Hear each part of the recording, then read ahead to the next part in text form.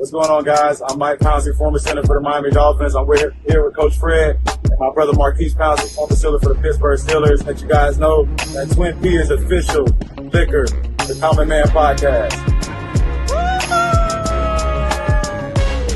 Bottoms up, Twin P, best. Gotta drink some more.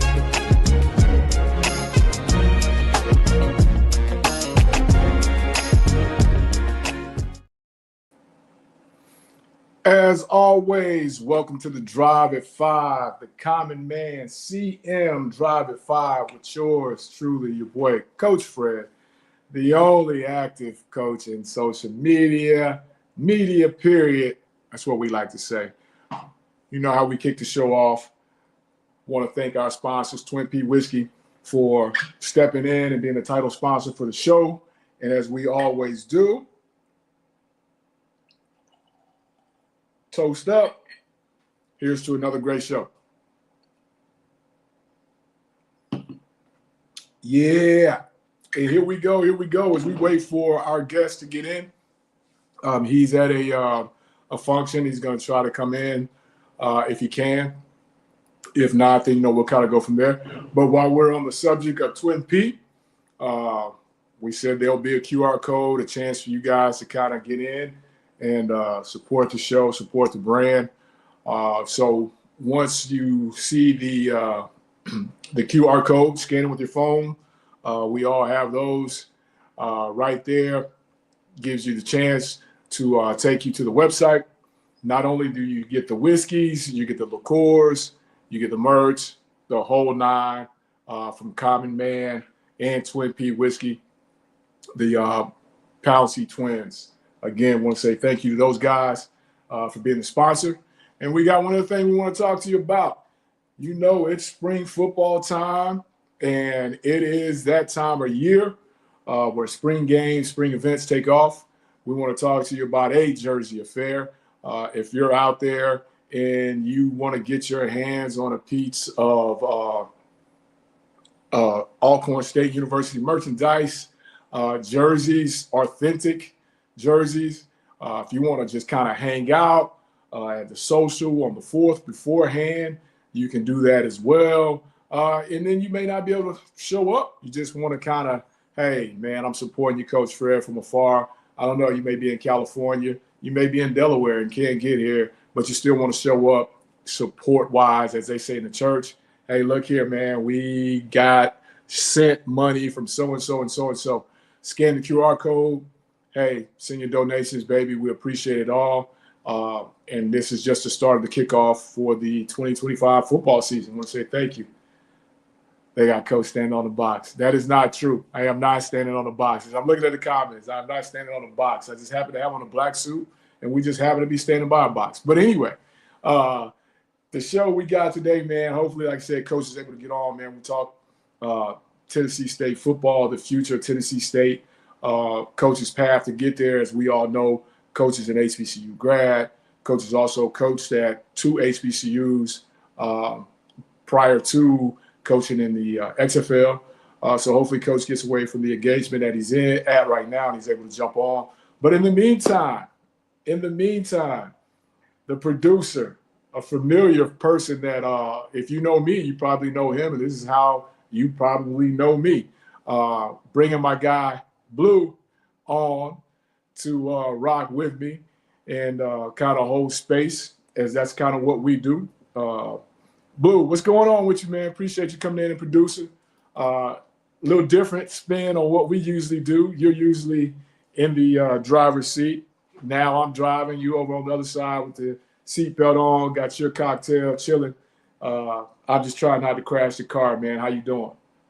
Man, doing good. Man, I'm glad I finally got on here, man. We've been running through some guests. I've been chilling in the back. It's a different thing, man. But I just like producing shows, man. I do it for all three, man. So I mean, I love that you finally are building out your own platform too, man. I think it's important for active coaches to get more active in media, man. I think, man, the interview with Leslie Frazier last week was A1. I think you got a lot of positive feedback on that, as just me as well, talking to people who watched it, man. So shout out to you and what you're doing over here on the Common Man.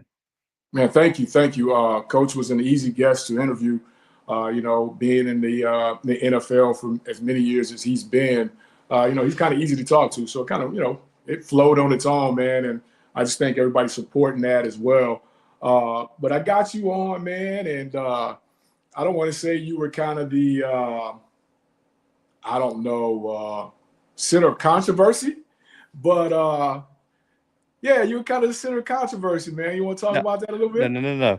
No, not the center of controversy. People, I think what happened is I think the news broke right with that South Carolina State account talking about that. I think it was Central, South Mhm. Carolina State, Howard, and probably one other school, Norfolk. Norfolk, yeah. Yeah, we're in talks to potentially leave the MEAC for another conference. Well, about that same time, my joke that listen, shout out to our guy, the Rev, right, Dustin Helton.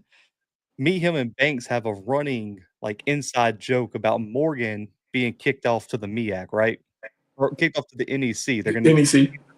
leave the MEAC, go to the NEC, and it was just kind of like an inside joke, right? And we were joking about it on Nightly the other night as well, HBCU Nightly. Man, apparently that started a whole nother thing on another side of Twitter, which was funny enough that it was SWAC Twitter, right? Talking about how bad the NEC is and why no one should want to go to the NEC and all this kind of stuff. And I was like, one, no one ever thought the NEC was a great conference to start with. And two, it was just a joke. So I just had to kind of step in and clear it up that there are no rumors about Morgan joining the NEC, that it was just a joke. It was just all a joke. I just think it was bad timing, right? That we made the joke, and then the news broke that all these schools potentially would be leaving. And it wasn't MEAC Twitter. It wasn't their school account. It was another conference Twitter that kind of took it and ran with it, so to speak. And like you said, it just happened to be within the same 24 hours of you saying that, and then the actual news broke. To put it in context, there's 8 teams in the MEAC, 6. 6 football, and then 6 football. 8 total.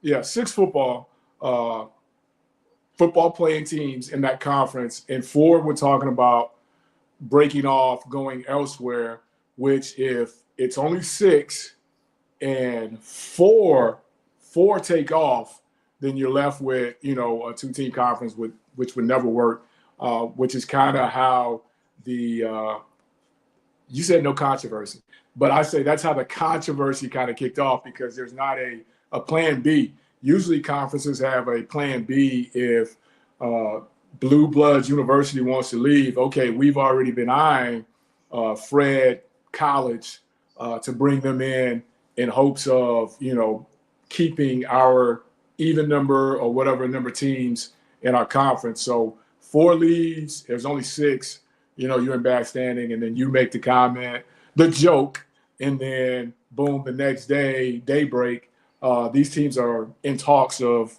going elsewhere. So now they're like, oh, yeah, Blue knows something. He wouldn't have said that if he didn't know something. So I think that's kind of how that took off. And there are talks. It's just not to the NEC. Right. So that's the thing though, is there's legit talks. Like the MEAC is in trouble, and me and you are going to have our live show tomorrow where we kind of go into this about what the future could be for the conference. But the jokes about the MEAC potentially being in trouble was not really a joke. There's some truth to that, but the joke about Morgan looking at the NEC, and I told you I talked to Banks before this show. Morgan alum really connected. They would rather go FCS independent before joining the NEC. Like it and looking across to conferences as a whole, it wouldn't make sense for Morgan to join the NEC. I do think there's a school in the MEAC that's going to end up in the NEC if this conference ultimately does not make it, but it's not going to be Morgan State. And when we talk about the NEC, I think the unique thing that a lot of people may not understand about that conference is the one common denominator there, right? When we're talking money. So it's I don't want to say downgrade, but that would be a tough move for Morgan when we're already talking about money situations from basically travel alone kind of deal to even make that work. So I don't know how they would figure into that. If there was a breakup and there was a move and we got to find somewhere to go, I just don't see that as being where they go. No. And also too, you look at the landscape, right? Like, and I think someone even commented this, like the school, like the MEAC schools that would probably stick together are Central and South Carolina State would stick together, right? And move together. I think you would have a Howard, Morgan, maybe even a Norfolk in that trio that would probably move together. But this idea that they would all 5 go or all 6 go to different places is a little crazy. And also too, the fact that the NEC wouldn't even be on the list, right? You would probably have the CAA there, the Big South OVC, the UAC, right? And then on top of that too, I think Howard, I don't think that it would be unbelievable if they went to the Patriot or tried to force their way into like an Ivy League, right? But then you also have the X factor, right? The SWAC. Why it would kind of make sense for them. Now, it wouldn't make sense for the SWAC to go add like a Howard, right? Because the travel would be unbelievable. Ridiculous. Yeah, but Central and South Carolina State are really not that far. Redo your divisions. Yeah, I mean, because let's just be like the all you would have to do is move the 2 Mississippi schools to the west because Alcorn's already in the west. Right. Move Valley and Jackson to the west. You bring in Central and South Carolina State in the east. You get a 14-team conference. You don't care about out of conference play already. You want to go to the Celebration Bowl. That's all good. You have a conference championship game. Nothing changes, right? You just add 2 really good brands and programs to the conference, and also in 2 add 2 more TV markets and already a conference where you dominate major market areas, right? With Baton Rouge and Tallahassee and Jackson and things like that. And then you got the Texas schools. So I don't think it's a bad move for the SWAC to even throw their name in the hat there. I would think you would have to. I think the one team that suffers in all of this, if this happens, the MEAC wise, would be Dell State. You know, being way up there. The NEC. I mean, that's a would school. they take them? Well, Delaware State already plays a majority of their sports in the NEC, Coach. All the sports that the MEAC stops, all the sports that the MEAC stopped sponsoring, Delaware State plays in the NEC. So it makes sense. Yeah. It would make sense. It makes complete sense. And also, too, the NEC is not a huge football conference, right? Probably you look at Delaware State, the trajectory of that program, right? You look at the history. Now, listen, Deshaun Jackson could change everything, right? I'm not saying he's not a good coach or they're not. That's what he's there for. Yeah. Yeah, that's what he's there for. There's a reason they haven't won much at this level, right? And it's because for right now they can't compete at the top of the MEAC, and it's been shown that it's been tough for them too. In the NEC, Delaware State immediately becomes probably one of the better teams in that conference, right? And so you look at it in just terms of competitiveness, it kind of makes sense for Delaware State to be there anyway. Yeah, and I think we touched on that on one of our other shows when we talked about when everyone was talking about realignment in the FCS level. The one thing that I would ask you, would it be far-fetched to think that the Howard and Hampton would try and connect wherever that those 2 brands would stay together? Yeah, for sure. Like, and that's why I put in the tweet that I responded to, the NEC thing with, is if let's just say this MEAC breakup does happen, right? This would be I would say the most likely scenario, right? Because I think the question mark comes around Central and South Carolina State, because I think those schools have options. And so therefore, I think the most likely scenario is if the SoCon is willing to move their feet finally, the SoCon makes the most sense for those 2 schools, just in terms of travel budgets, things like that. And then it would probably be the Big South OVC, then the SWAC. So one of those 3 conferences is where South Carolina State Central would go. I think Howard would go to the CAA first, and then and I know people say it will never happen, and I kind of agree. So that's why I don't even mention it. But I mean, the number one goal would be getting to the Ivy League, but that's not going to happen. And so CAA for sure, and you get that rivalry with Hampton, and you still have A&T in that conference. And then what you do is you bring Morgan into the fold, into the CAA, because who's one of Morgan's biggest rivals? Townsend. Literally like 5 minutes away, right, from Morgan. So you bring them into the CAA, you sustain that Howard Morgan, social media rivalry that they have. You still have, so then you would have Hampton, Howard, A&T, and Morgan. And if you wanted, you can bring Norfolk into the fold, right?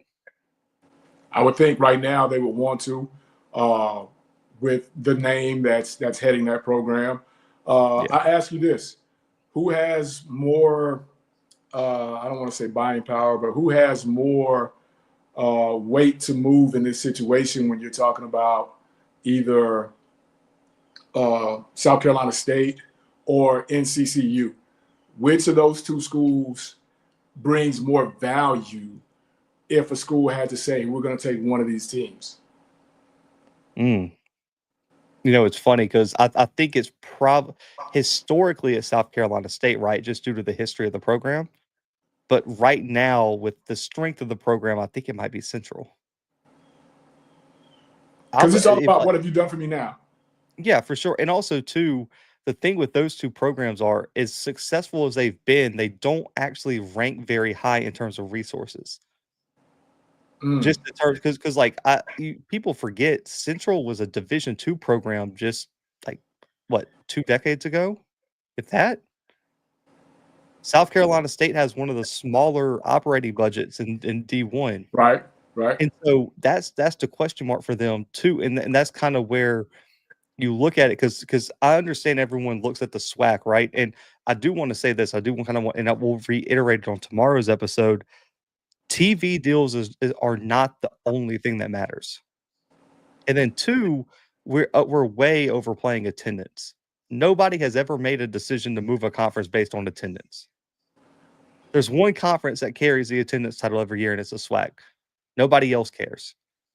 And so I don't think I personally don't think either. I look at the SWAC coach, right? And one of the biggest things with the SWAC is that TV deal. You guys get a fair amount of money from that. Does adding Central and South Carolina State raise the money that, okay, so you have to think about, so let's just say, and it's more than this, right? So let's just do an even number, $100K per school, right? Right. Does adding Central South Carolina State bring enough money in where every school can still get $100K or more every year from the TV deal? That's tough. That's tough. I don't know how many schools could actually move the needle like that right now outside of, you know what I mean? Yeah. Maybe coming in under that. But again, going back to what you said about attendance, the attendance can be played with. Those numbers can be fluffed however you want to look at it.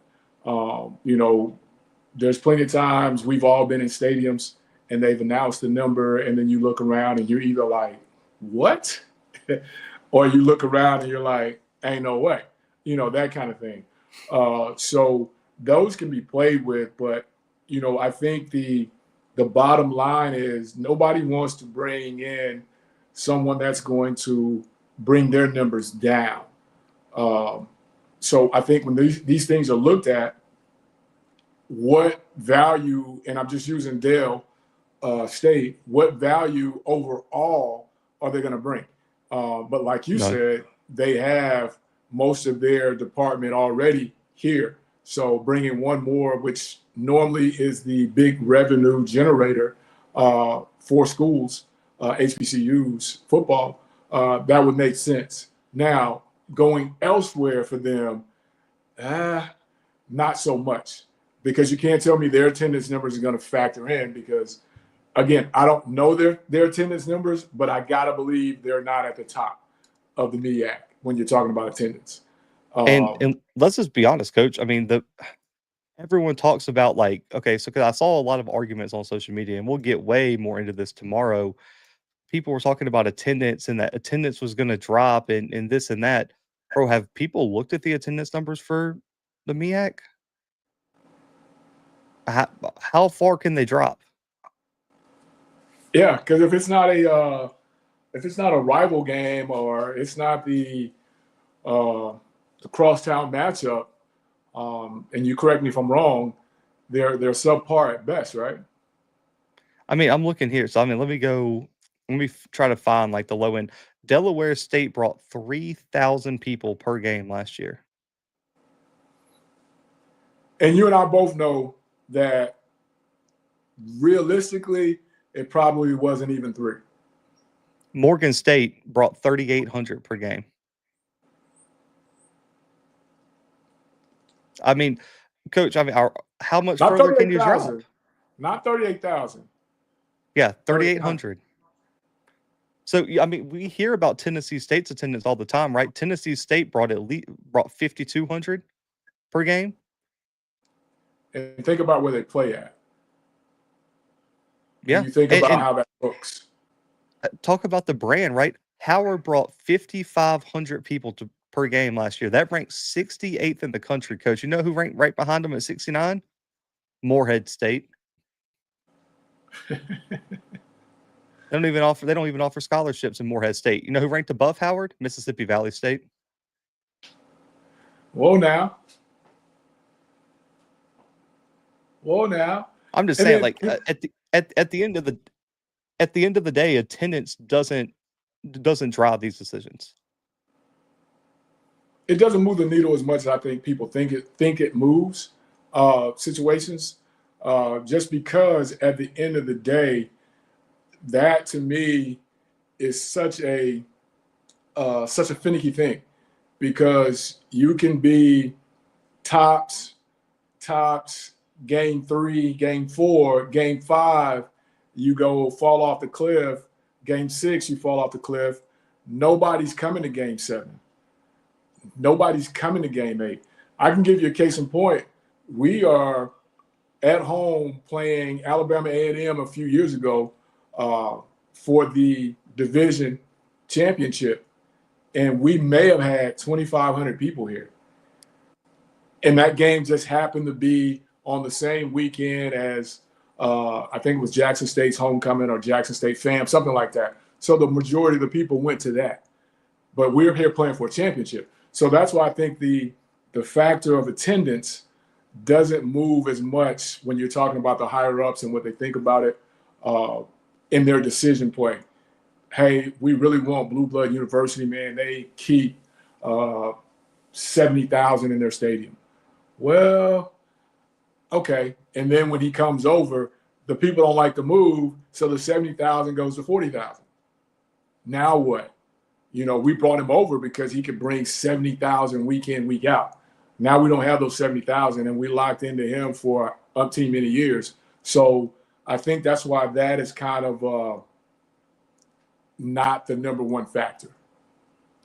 Yeah, I mean, and I also think, let's just be honest, and I get why, like, they talk about attendance, right? Like, at the end of the day, there's 3 schools that hold the attendance numbers at the FCS, and it's just 3 schools that get over 20,000 every year: Jackson State, Montana, and Montana State.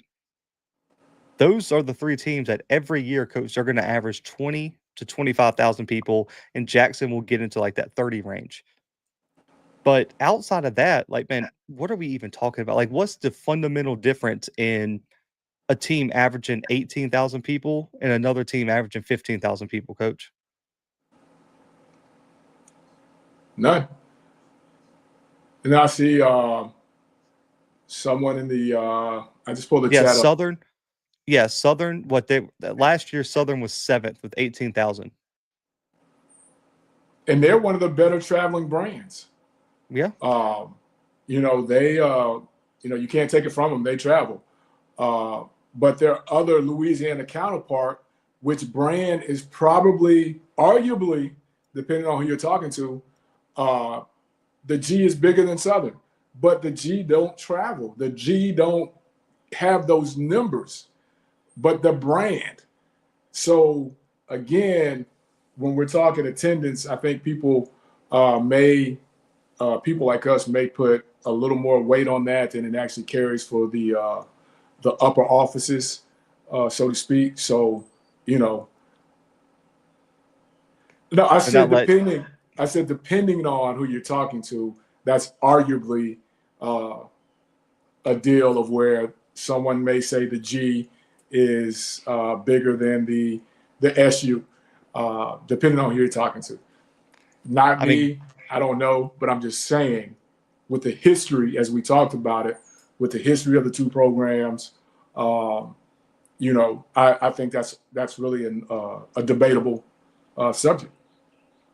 And also too, I mean, as much has been made about North Carolina A&T struggling, coach, every single time you hear their AD talk, they talk about how their revenues increase on TV deals. Coach, they still rank top 15 in attendance. In the FCS, they ranked above Alcorn, Grambling, Texas Southern, PV. So they're still ranking ahead of all these schools in attendance. But like I do think, and I'll say this: there's been kind of a change of tone, right? Where I think everyone was hating on A&T for leaving, right? And I understand the narrative and all that, but at the end of the day, the same reason that we're having this conversation now, while the other schools are talking about leaving the MEAC, is the exact same reason why A&T left the MEAC. The exact same one of the reasons that FAM left, Bethune left. Now, FAM and Bethune had a lot of travel, it factored into their decision because they were tired of going to play Delaware in November, and I don't blame them. But it was the lack of adjustment and evolution by the front office at the MEAC. And at the end of the day, coach, because this is what I hate that happens, right? People justify the decisions that they support at their universities, whether that's out of conference scheduling, whether that's coaching hires, whether that's recruiting, right? You hear all these narratives on social media. We justify it saying that at the end of the day, if it doesn't make dollars, it doesn't make sense. But then you'll watch a school like A&T increase their dollars and cents. Now everybody's antennas are up.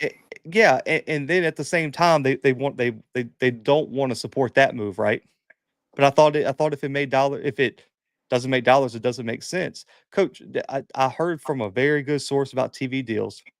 Because the MEAC lost so many teams since the last time they signed their TV deal, they don't even have enough teams to fulfill all the TV slots that they were supposed to fill because they don't have enough games. That makes sense. Because you want to have the networks want to make sure that they're giving each team their due or whatever. Now I'll go back and I'll call you on that where you say they outdrew us. I don't think they outdrew us, but we'll talk about that later. But at the end of the day, when FAM and Bethune did decide to leave, that was their travel, which, like you said, didn't make sense, didn't make dollars. For them to alternate going Delaware each year, to alternate going far up Norfolk, whatever. And here you are with a chance to get into a conference that will lessen your travel, which will ease your budgets. I think that's, one of those things that are really big in the climate of the United States that we're working in right now. That dime is really, really being looked at. Trust me, working hand in hand with our administration, it's like every dime, every nickel, every penny is being looked at. And it's not like the here and now, it's about the future. And it's like, dude, I don't even know what are you talking about? 5 years from now, we got to be able to make sure but that's the state that we're in. So it makes sense, but does it really make sense? Yeah. Does it make sense for Norfolk, those 4 teams to leave? And if it makes sense, I mean, can you follow? Everybody still wants Tennessee State, and I was kind of hoping Coach would get on, be able to get on from his engagement, because I want to talk to him about that as well. Everyone is talking about what they need to do with their conference deal to help their attendance, their move. What's next? What's his thoughts on that? Because they're in a spot, I think, where they could really benefit from moving, but then they could benefit, staying where they are if the program continues to grow the way in which it's been moving. So, again, I apologize to everyone that tuned on to see Coach. He had an engagement with the new hire and stuff like that he had to kind of deal with, and he was going to try to get on. So until then, we were trying to fill space and correct some things. Had some folks a little upset with my guy, so I had to make sure that my guy was able to get his side of the story out of that thing. it was a joke. Just so happened to be followed up by real news the next day. Yeah. No, and I think it's going to be interesting, right? Because because remember, if we talked about a year ago, Coach, we talked about the MEAC expanding, and that was real talks. Right, But right. We actually had teams that were yeah, that were Division coming. two teams. Yeah. Yeah, that were going to come to the conference. The problem came, and I'll say this: the House settlement has really messed up kind of the trajectory of some of these conferences in the FCS, because what it did was it stopped a lot of schools from making that jump from D2 to FCS. Because Coach, there were a handful of schools that were prepping behind the scenes to make that jump to FCS. Well, once the House settlement came down, Coach, it's a big ask on your athletic department to fund D1 athletics right now. And so a lot of those schools got cold feet and they weren't going to make the jump. Because the Title IX part comes in. So not only do you have to have the funding for your major revenue sports, you got to have it for all your non-revenue sports. And you've got to have so many. So, that I could see would make someone, kind of hesitant about it. Because if we don't have men and women's golf and we have to add that, but we're not adding extra money to fund that, that can make it tough. That can make it tough. So I understand that part. Very curious, because I do think there's, and I'll say this, because me and you had some information about that. The HBCU Super Conference was in talks at one point and then kind of died down, right? I'm looking around the landscape, and if it's going to happen, it's going to have to happen now. Yeah. Like you're going to miss the boat if you don't at least attempt it now. Now, will it work?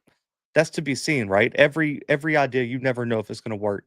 But if you're going to make this move to have this super conference, which ultimately is going to position itself to make the move to FBS, which is a lot of people's goal, man, if you don't get it done now, Coach, I don't know if you're going to have an opportunity to try to get it done at another point in time. Yeah, and like you said, I think you've got to band together and you've got to have a plan put together for it, because once you're out there, you're out there.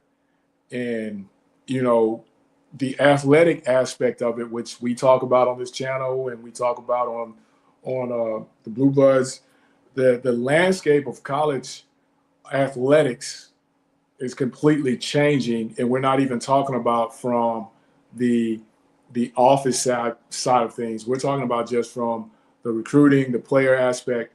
That whole thing is completely changing. Like you said, with the revenue sharing, with the collectives, the NIL stuff. Right now, if you want to be competitive, you've got to really be ready to invest in your programs. Especially if I'm competing for the same recruits as these different places, and then they're able to give these kids revenue sharing checks, and I'm not, so those places are going to be able to continue to get better players.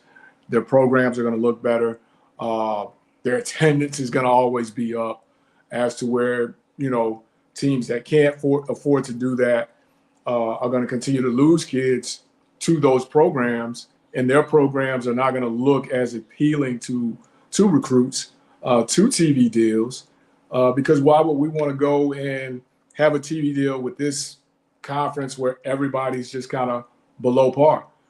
So it's one of those things where, like you said, you've got to be ready to make a huge commitment to your athletic department, and you've got to be ready to like and share the screen while you're here listening to us talk. Yeah, I'll be curious, because I think it was Zoe that pitched it, that they should just, because with the NCAA allowing everything to happen, right? Because the NCAA is not doing anything at this point. It feels like, um, it honestly feels like a time where, because I think Zoe's idea was, because you get the super conference together, you just tell the NCAA we're going FBS. You're gonna have to tell us no. And my only concern with that would be, if they allow it, right? If let's just say it happens, that you get 8 to 10 of these schools from across the MEAC and SWAC, and you just forced your way into FBS.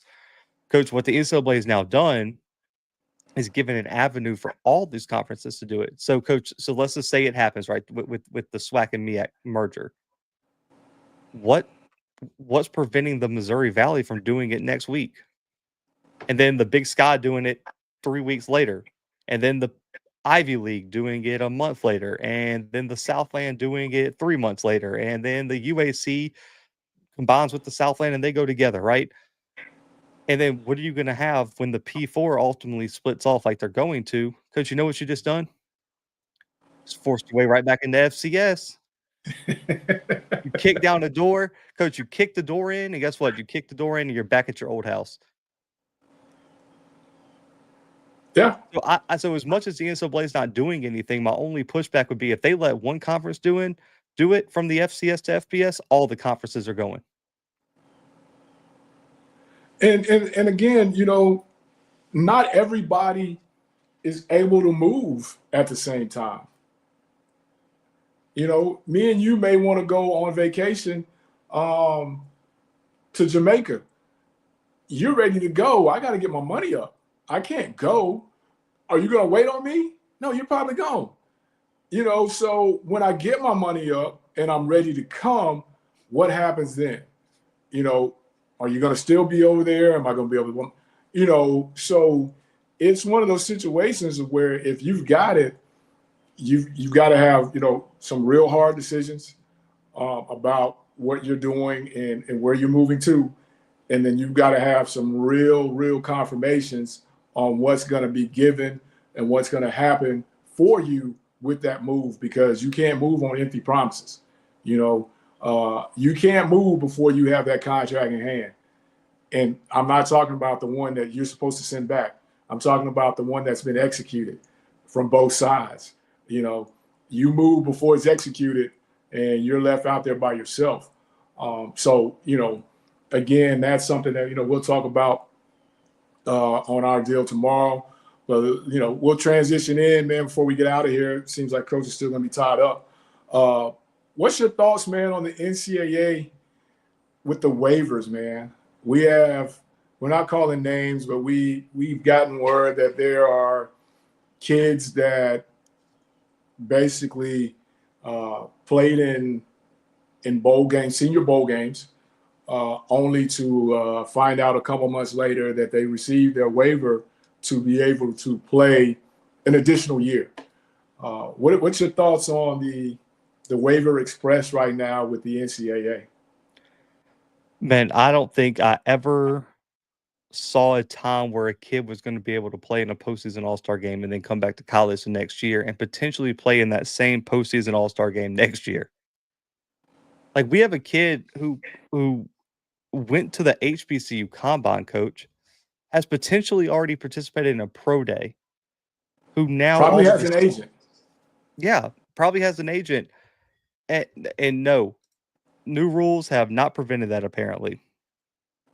Because, and Coach isn't saying this name, but the wide receiver from PV, Shamar Savage, announced today that the NCAA has granted a waiver somehow, and he's entering the transfer portal. Savage was at the HBCU Legacy Bowl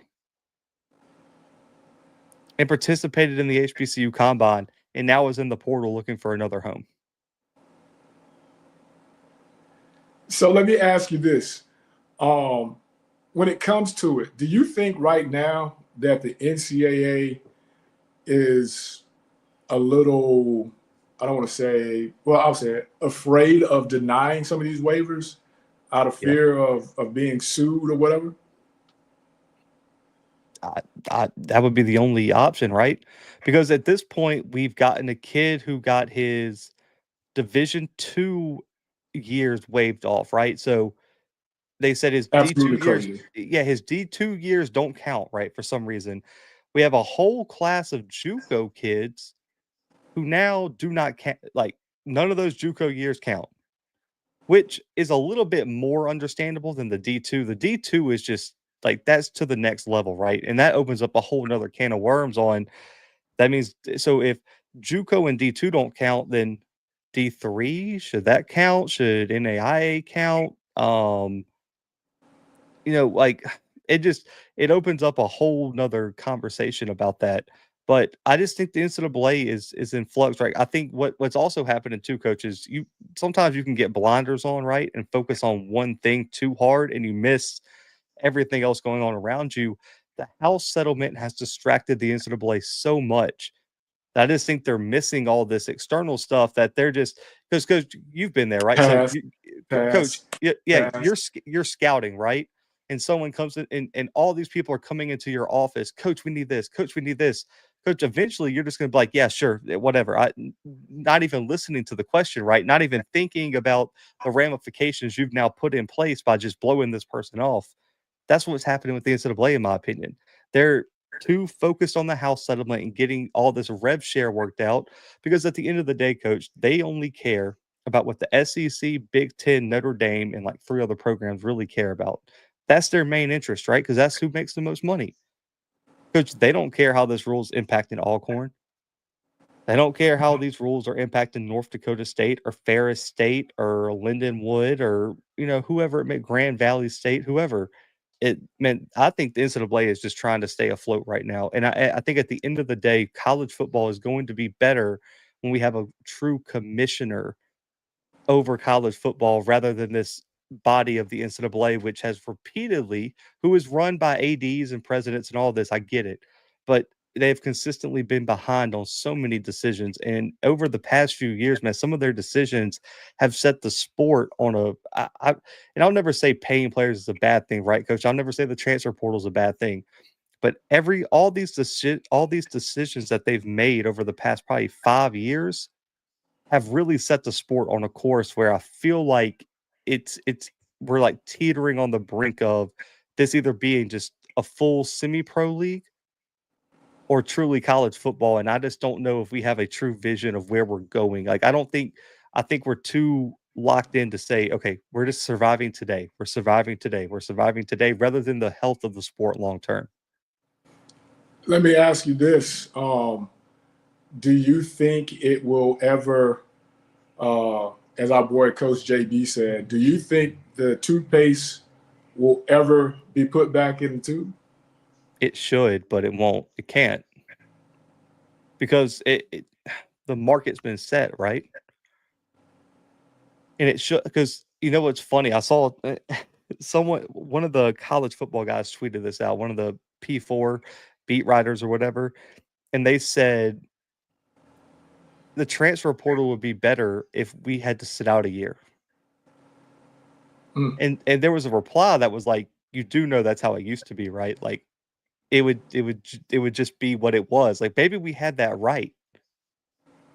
Maybe you do have and I still think there's a happy medium, right? I think the rule where you hit the portal, right, coach? You get one free transfer. Because coach, me and you have been 17, 18-year-olds. We all make a bad decision here or there. One free transfer, and then guess what, man? If you go from Bama to Texas as a sophomore, you can't just go from Texas to Miami without having to sit out unless you graduate. Grad transfers, do what you want, right? Because you got to college, you got your degree, and you earn the freedom to make adult decisions with a degree, right? And a lot of those kids at that point are what, coach, 22, 23, 24? Yeah. Hell, now you got some kids that are like 28, but they're adults, and you make that decision. You get one free transfer, and then you got to sit down for a year and think about your decisions. Or go down a level. How it used to be. Yeah, and I also think the NIL thing, okay, so I'm torn on it, right, coach? Because one, and I want to say this, I'm a fan of NIL. I'm a fan when Jarvion Howard gets to sign with the collective and he gets to go sign autograph for Alcorn alums and gets paid for that. I'm a fan when Jarvion Howard has jerseys in the bookstore and makes money off of that because he should, right? How much money did Johnny Manziel and Tim Tebow miss from people selling Tebow and Manziel jerseys in the library and at Dillard's or wherever you shop, right? But what's happened is NIL has just become the new bag man. Man, we're just going to buy you a nice Dodge Charger where it's going to be parked outside your dorm. Here are the keys. Please play for us. Legal And that's bag. not NIL. No. Legal And, bag. and this is what's weird, right? And I think what the problem is, it's become public, right? Because let's just be honest, like, man, my uncle played for Memphis and went on to play for the Cowboys, right? When he was playing at Memphis, they were getting paid. Like he said, every game there would be a envelope with a few $100 in it after every game, right? Everybody was getting paid. But the thing that's happened is, man, Coach, and I had an interview right before I did this with Walt Wells over at Eastern Kentucky. Man, he's got players coming to him like, Coach, man, can I get me a little bag? Oh, from where? Yeah. Well, Coach, because let's just put it in like Alcorn perspective, man. We love to revamp the weight room. We love to revamp parts of the stadium. We would love to revamp the coach's office. We would love to revamp a place for our recruits to take pictures and have this and that, and revamp the scoreboard, update the stadium, whatever it may be. Yeah, we would like that money. We just don't have it. So how am I going to pay a kid? I mean, there was a kid that transferred from FCS to FBS, getting $450,000, Coach, for 1 year. Coach, that they would be the highest paid coach in FCS.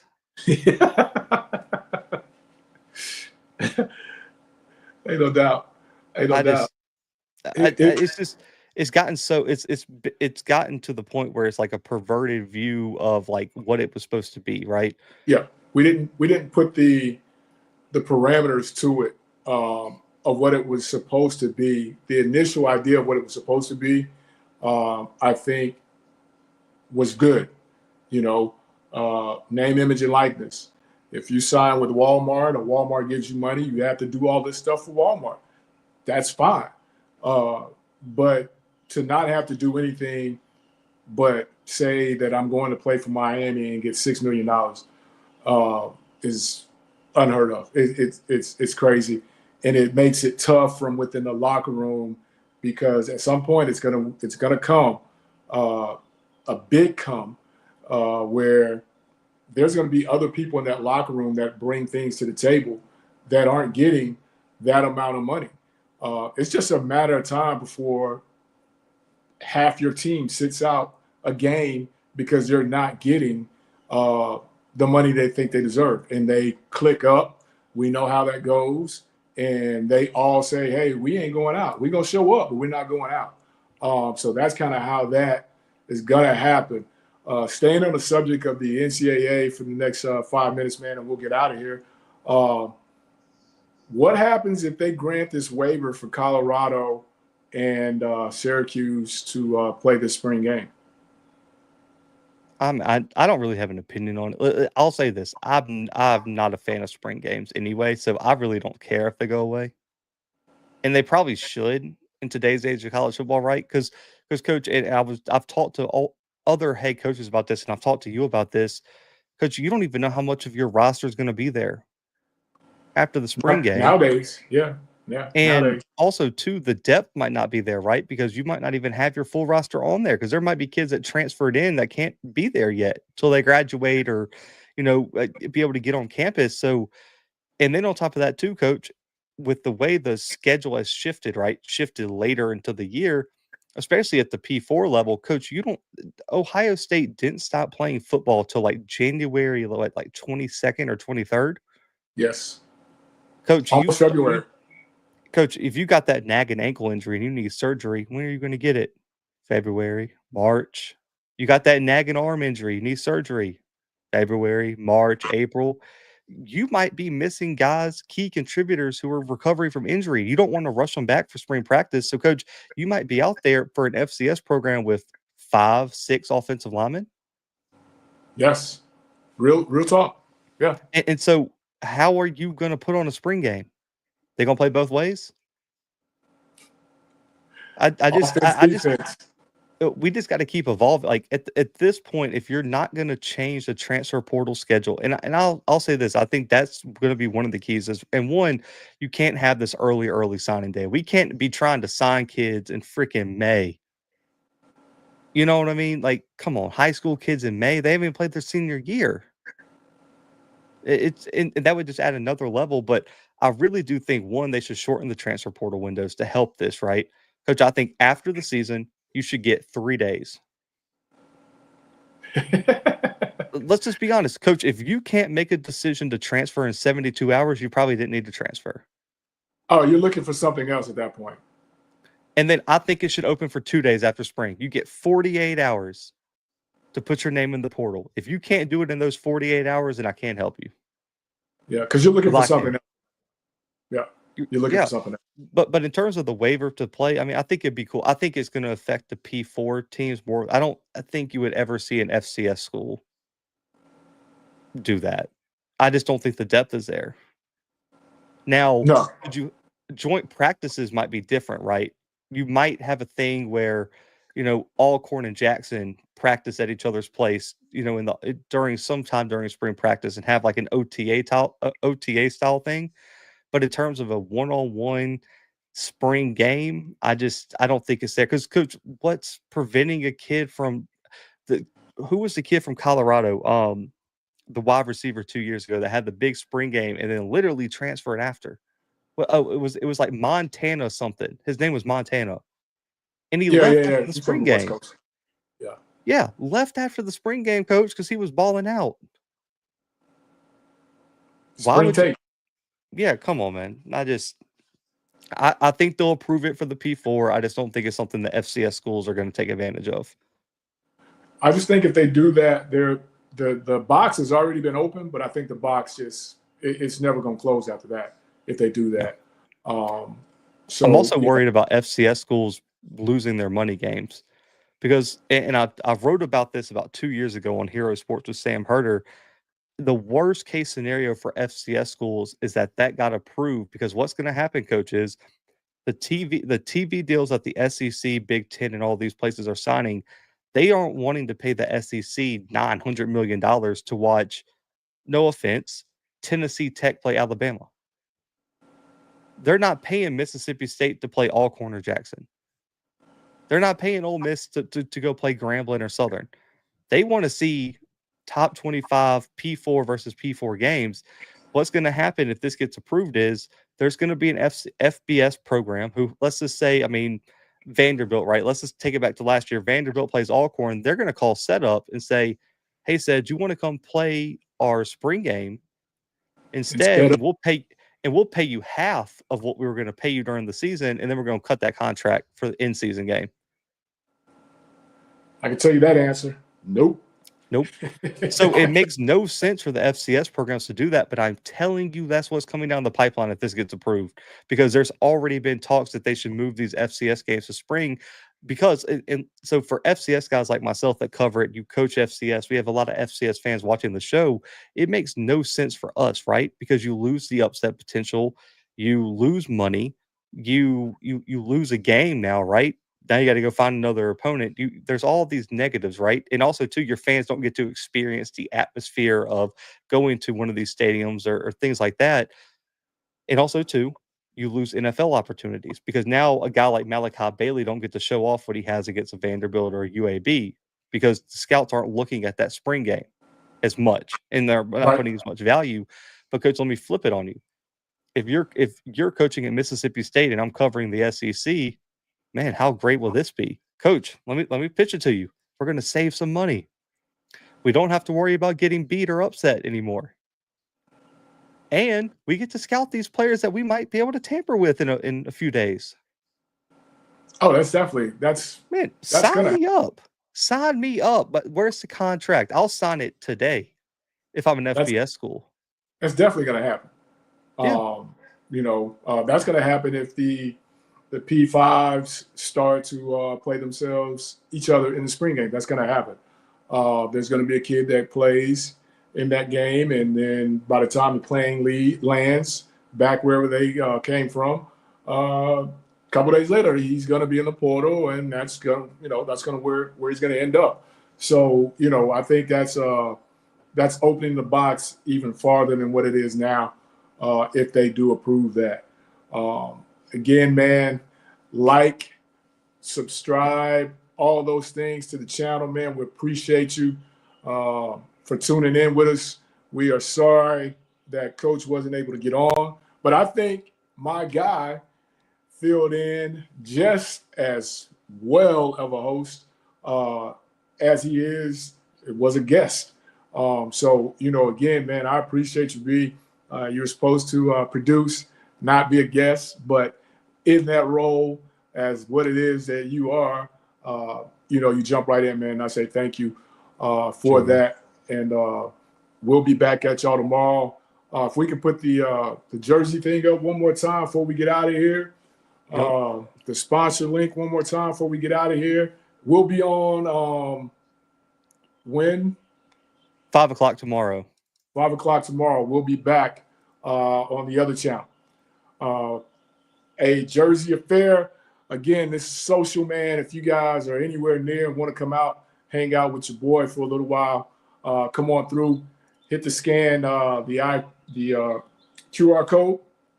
If you can make it, come on, hang out. If not, we take cent money. If you want a piece of Alcorn history where you can get a jersey, you'll be able to bid on that as well. So there's the link. Hit it up. And we want to say, again, thank you to the sponsor, Twin Pete Whiskey, for sponsoring the channel, for sponsoring the show. QR code takes you to the link. You can purchase your own bottle. If you're coming out to the spring game, we will have bottles there for them to autograph. So, again, there's the link. Patronize, all that stuff with the sponsors, man. Let them know we sent you. And like, subscribe, and we'll see you guys on the other channel tomorrow at 5. Again, chaos all around us. Settle down. Keep it all on the table, baby. Till next time.